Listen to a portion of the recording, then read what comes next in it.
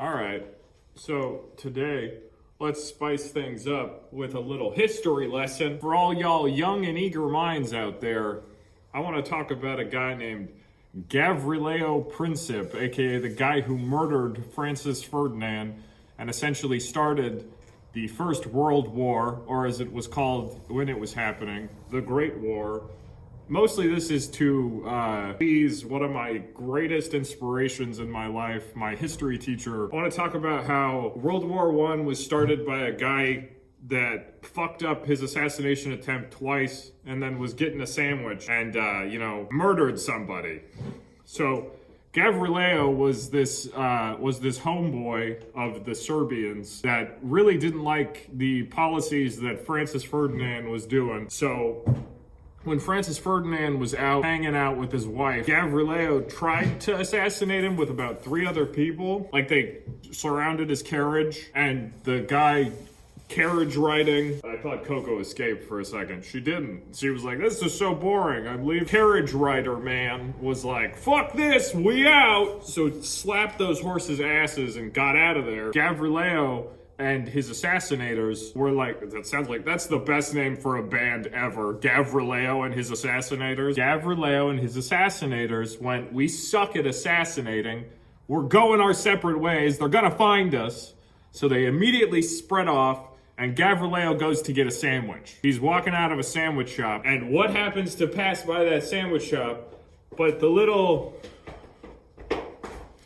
horses and the carriage of Archduke Francis Ferdinand and his wife. And Gavrilo goes, holy shit, I can do this! Pulls out a Glock, not a Glock, like a flintlock, haha, flintlock, Glock, pulls out a flintlock and goes, fucking die, ba-boom! Shoots Ferdinand, and Ferdinand's going, oh, blah, blah, oh, blah, blood everywhere. And his wife is like, he's fine, he'll be okay. Frenzy, are you okay, Frenzy? Frenzy was not okay. Frenzy died. A thing called entangling alliances and all these things. Essentially, the Franco-Austrians wanted to get more information. They wanted to run their own independent investigation into who killed Francis Ferdinand.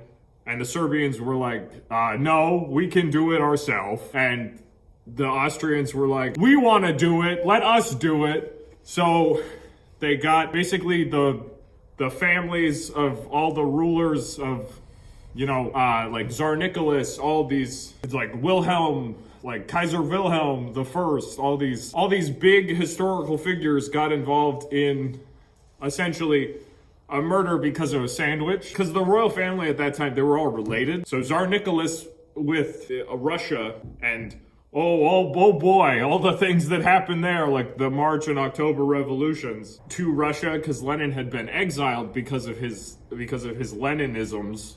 And how he was like, I want to be a communist.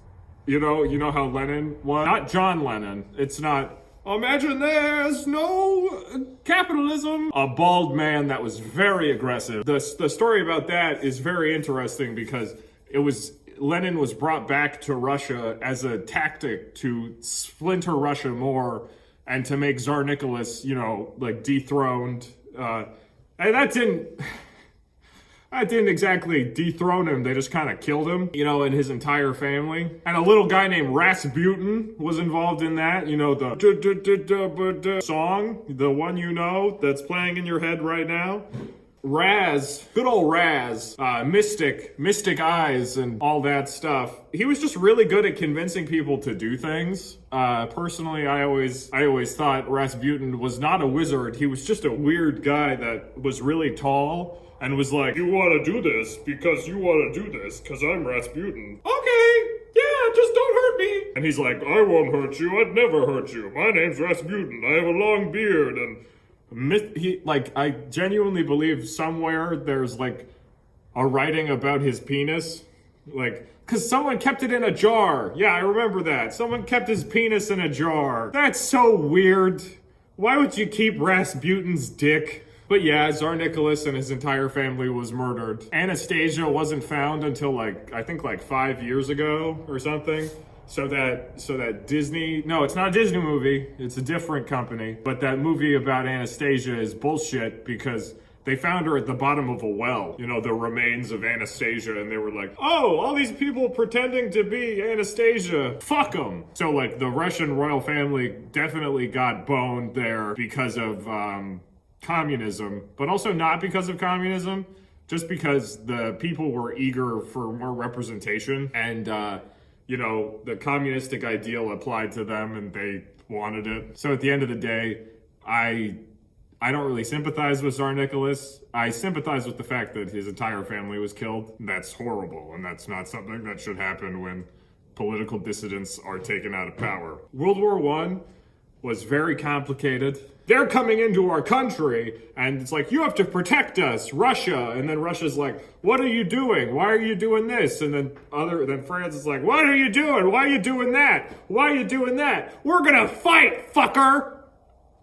It's like, it was the Royal Rumble of shitty countries. World War II is always more interesting. It's more flashy. There's more stuff happening. You know, Hitler's doing all his stuff, and Stalin's stalling out and going, hey, baby.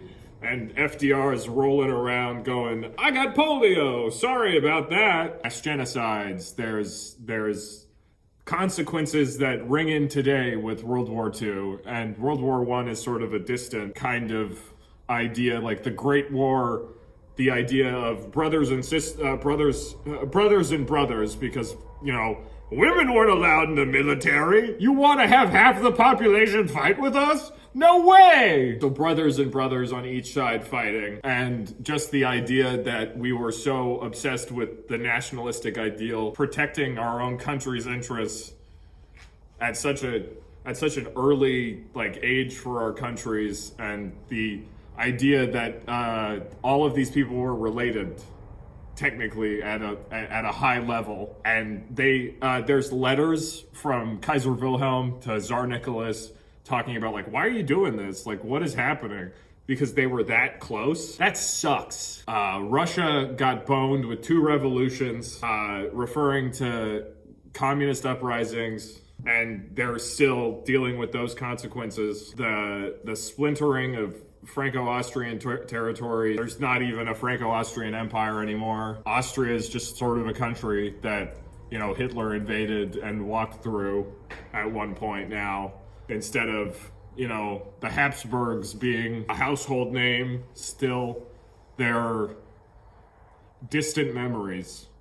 So it's really interesting to me about World War I and about the effects that it had because of a guy getting a sandwich. I always find that interesting. So if you're ever at a trivia night and they're like, who is Gavrilo Princip? And you'd be like, that's a motherfucker eating a sandwich who shot Francis Ferdinand and started it. Ba-boom, bam, bashka. All right, see you later.